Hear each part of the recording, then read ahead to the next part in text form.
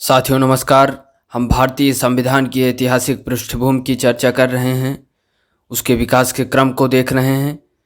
उसी के अंतर्गत आज हम देखेंगे भारत शासन अधिनियम 1935। यह अधिनियम भारत में पूर्ण उत्तरदायी सरकार के गठन में एक मील का पत्थर साबित हुआ।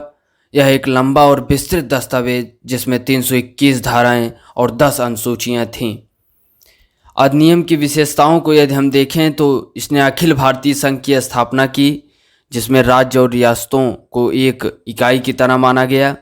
अधिनियम ने केंद्र और इकाइयों के बीच 3 सूचियाँ, संघीय सूची में 59 विषय, राज्य सूची में 54 विषय और समवर्ती दोनों के लिए यानी राज्य और संघ के लिए 36 विषय के आधार पर शक्तियों का बंटवारा कर दिया गया। अवशिष्ट शक्तियाँ वायसराय को दे दी गईं।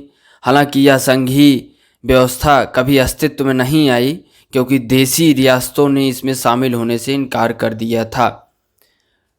तो इसने प्रांतों में द्वैध शासन व्यवस्था समाप्त कर दी तथा प्रांतीय स्वायत्तता का शुभारंभ किया।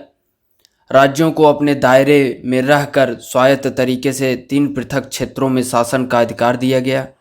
इसके अतिरिक्त अधिनियम ने राज्यों में उत्तरदायी सरकार की स्थापना की, यानी गवर्नर को राज्य विधान परिषदों के लिए उत्तरदायी मंत्रियों की सलाह पर काम करना आवश्यक था। यह व्यवस्था 1937 में शुरू की गई और 1939 में समाप्त कर दिया गया। इसने केंद्र में द्वैध शासन प्रणाली का शुभारंभ किया। परिणामतः संघीय विषयों को स्थानांतरित और आरक्षित विषयों में विभक्त करना पड़ा। हालांकि यह प्रावधान कभी लागू नहीं हो सका। इसने 11 राज्यों में 6 में द्विसदनीय व्यवस्था प्रारंभ की।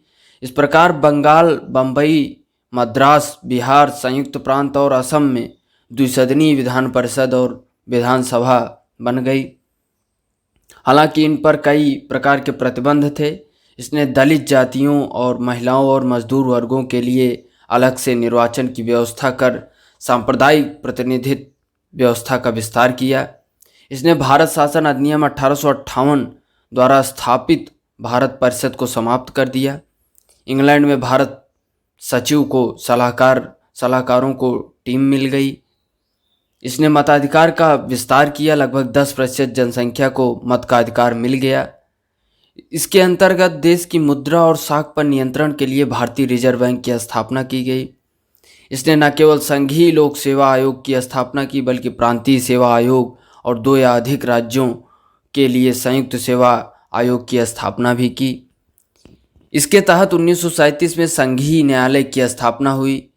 यानी भारत शासन अधिनियम 1935 यह एक बहुत महत्वपूर्ण अधिनियम था और वर्तमान संविधान में इसकी बहुत अधिक हम कह सकते हैं कि बहुत लगभग अधिनियम 1935 के लिए गए हैं हमारे आज के संविधान में।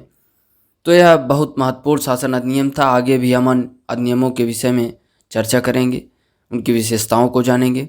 धन्यवाद। जय हिंद।